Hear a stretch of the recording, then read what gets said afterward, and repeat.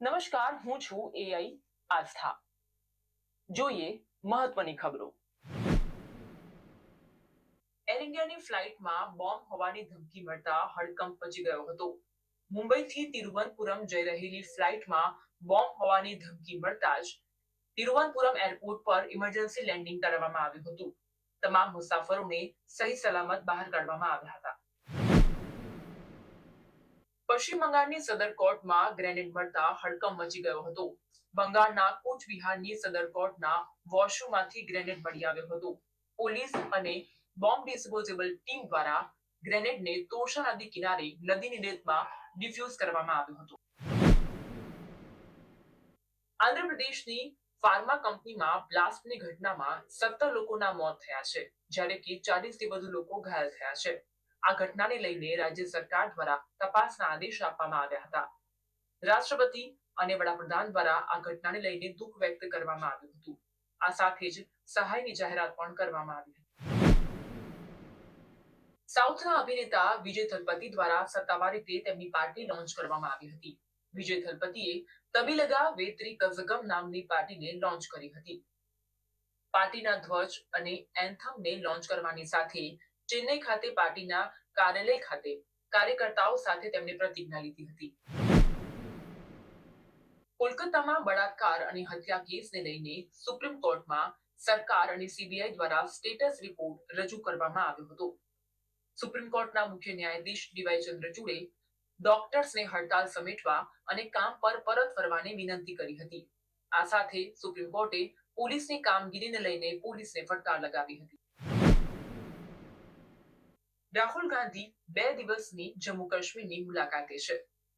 શ્રીનગરમાં કોંગ્રેસના કાર્યકર્તાઓને સંબોધન કરતા રાહુલ ગાંધીએ જમ્મુ કાશ્મીરમાં ગઠબંધન કરવાની વાત કહી હતી. આ સાથે રાહુલ ગાંધીએ જમ્મુ કાશ્મીર સાથે લોહીનો સંબંધ હોવાની વાત કરી હતી. જમ્મુ કાશ્મીરને પૂર્ણ રાજ્યનો દરજ્જો મળે તે કોંગ્રેસની પ્રાથમિકતા હોવાનું તેમણે કહ્યું હતું.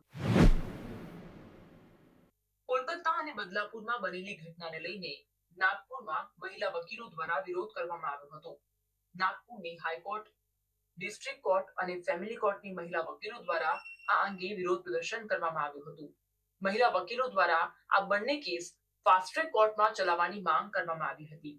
આ સાથે આરોપીઓને કડકમાં કડક સજા થાય તેવી પણ માંગ કરવામાં આવી હતી. મુંબઈના થાણેના બદલાપુરમાં બાળકીઓ સાથે થયેલા જાતીય શોષણની ઘટનાના વિરોધમાં અજાણ્યા શખ્સો દ્વારા આરોપીના ઘરે તોડફોડ કરવામાં આવી હતી. જો કે આરોપીનો પરિવાર ઘરે તાળું મારીને અજ્ઞાત સ્થળે જતો રહ્યો છે. અજાણ્યા શખ્સો દ્વારા આરોપીના ઘરે હુમલો કરવામાં આવ્યો હતો અને ઘરમાં રહેલા સામાનને તોડી પાડવામાં આવ્યો હતો. મહારાષ્ટ્રના બદલાપુરમાં બાળકીઓ સાથે થયેલા જાતીય શોષણની ઘટનામાં ક્રાઇમ બ્રાન્ચ દ્વારા તપાસ હાથ ધરવામાં આવી રહી છે. ક્રાઇમ બ્રાન્ચની ટીમ બાળકીઓ જે શાળામાં અભ્યાસ કરતી હતી ત્યાં પહોંચી હતી. શાળાના સીસીટીવી ફૂટેજની અને સાથે શિક્ષક રૂમની તપાસ હાથ ધરવામાં આવી હતી. સસ્પેન્ડ કરાયેલા આચાર્ય, શિક્ષક અને સેવિકાઓની પૂછપરછ હાથ ધરાઈ હતી. વડાપ્રધાન મોદીનું પોલેન્ડના વર્ષોમાં ઔપચારિક રીતે સ્વાગત કરવામાં આવ્યું હતું. આ સ્વાગત સમારોહમાં પોલેન્ડના વડાપ્રધાન ડોનાલ્ડ ટસ્ક હાજર રહ્યા હતા. વડાપ્રધાન મોદી અને પોલેન્ડના વડાપ્રધાન ડોનાલ્ડ ટસ્ક વચ્ચે પ્રતિનિધિ મંડળ સ્તરની બેઠકનું આયોજન કરવામાં આવ્યું હતું. ભારત અને પોલેન્ડ વચ્ચે વિવિધ મુદ્દે સમજૂતી કરવામાં આવી હતી. આભાર.